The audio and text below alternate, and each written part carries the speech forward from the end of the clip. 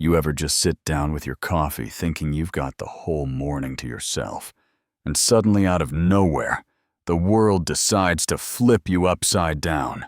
That's exactly how my battle with the HOA started. One minute, I'm looking out at my grandma's rose garden, the same garden she tended since before I was born, just breathing in that mix of fresh air and cut grass, feeling like everything's right. And the next thing I know, a pack of bulldozers rolls up ready to rip through 60 years of family roots, like it's all just a pile of brush in their way. They called it beautification. I called it an ambush, plain and simple. And let me tell you, nothing can prepare you for watching strangers plow through your memories while you stand there, clutching a mug that suddenly feels way too small for the job. Let me back up a sec. My name's Adam Carter, and until all this started, I was just your average GIS guy making maps for a living, dreaming about fixing up the place my grandma left me just outside Redmond, Oregon. 5 acres of pond, a tiny cottage, and those roses, man. Those roses were her pride and joy.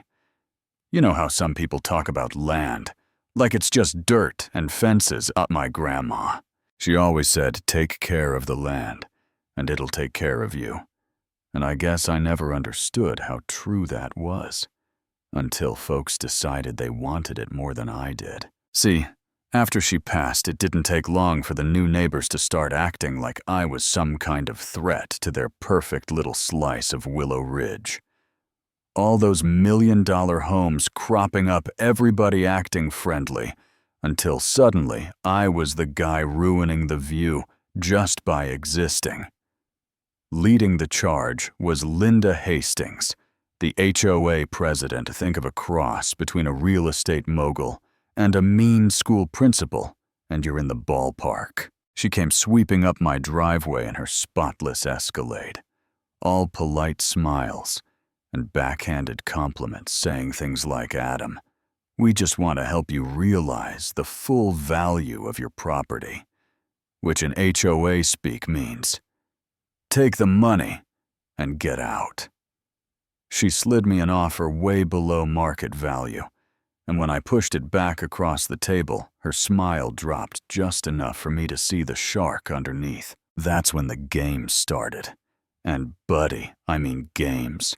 Construction trucks accidentally blocking my driveway. Boundary markers mysteriously creeping into my yard overnight. And then one day, I overhear Linda and her lawyer talking about how, if they couldn't buy me out, they'd just cut off my access. He can keep his land. He just won't be able to use it, she said. It was no big deal. Well, sure enough, next thing I know, they're tearing up the only road in and out of my place, waving fake permits in my face, and telling me to call the HOA if I have a problem. You ever felt your stomach drop so fast, you swear it left a dent in the floor? That was me standing in the dust, watching the only connection to the outside world disappear under a pile of dirt. Now I'm not one to roll over, so I called up Julie Benson, local attorney, with a reputation for never backing down from a fight. She took one look at my paperwork and said, Adam, you've got more legal ammo here than you think. She filed for an injunction, and for a minute I thought maybe we'd catch a break. But Linda wasn't done. She started spreading flyers about how my neglected property was tanking everyone's home value. Got the county sending inspectors every other week. And then just to rub it in, the HOA built a stone wall right across the last little path I had left. I was carrying groceries through the mud, thinking maybe they'd finally won, when something wild happened. A twist I didn't see coming. While picking up a pile of construction junk they'd dumped in my yard, I found an old metal box packed with my grandma's deeds and survey maps. There it was in her faded handwriting, a perpetual access clause, ironclad, bulletproof, and just waiting for the right moment. Turns out she'd slipped in a reversion clause, too. If anyone ever blocked access key pieces of Willow Ridge, the entrance road, the main park would legally revert to my control. It was like finding a secret weapon just when you're about to give up the fight. Julie's eyes lit up when I showed her, and suddenly we were back in business. Here's where the story gets really wild. Because just as we're gearing up for court, Pete Douglas, Linda's own lawyer, shows up at my door, looking like he hasn't slept in a week. He tells me he can't go along with Linda's plan anymore, says she threatened to ruin him if he didn't help. But he's done. He gives us everything. Emails, meeting minutes, the whole playbook. Between that and the paperwork from Grandma's tin box, we had them dead to rights. We took it all to court, and you should have seen Linda's face when the judge read out the ruling per the original deed. The community's main road and park now belong to me, effective immediately. The room went dead silent.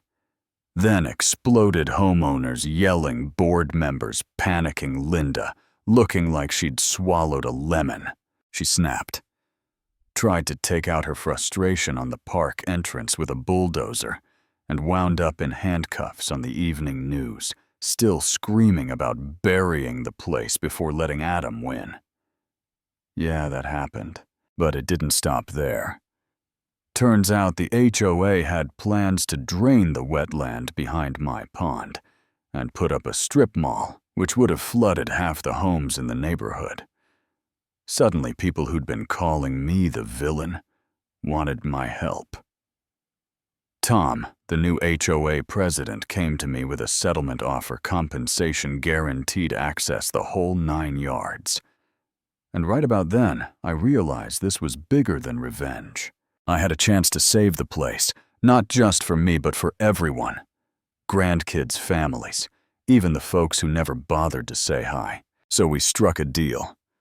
I said I'd give the common areas back under 3 conditions. Protect the wetlands forever. Give me full rights to build my home and set up an oversight committee so nobody could ever pull this kind of stunt again. We shook on it right there by the pond, sun shining on those roses like Grandma was watching. Linda got what she deserved. Criminal charges banished from the neighborhood, reputation in shambles. Pete started volunteering to help folks fight shady HOAs. And me, I finally built my home, simple and quiet, with a garden out front, watching those roses bloom year after year. Funny how things work out. The land that almost tore us apart became the thing that brought us together. People started seeing the value in what Grandma protected all those years. They even wrote the Carter Clause into local law, so no one could ever get boxed in again. I guess the lesson is sometimes you gotta fight for what matters, even when the odds are stacked, even when the world says you're wrong. Because if you don't stand your ground, who will? Anyway, that's my story. Now I want to hear yours. What would you have done in my shoes? Would you fight or would you walk away? Drop a comment below and let's talk about it. What's fair? What's justice? And how far is too far? When it comes to standing up for yourself, your family, or your home. Because honestly, sometimes the real boundary isn't the fence in your yard.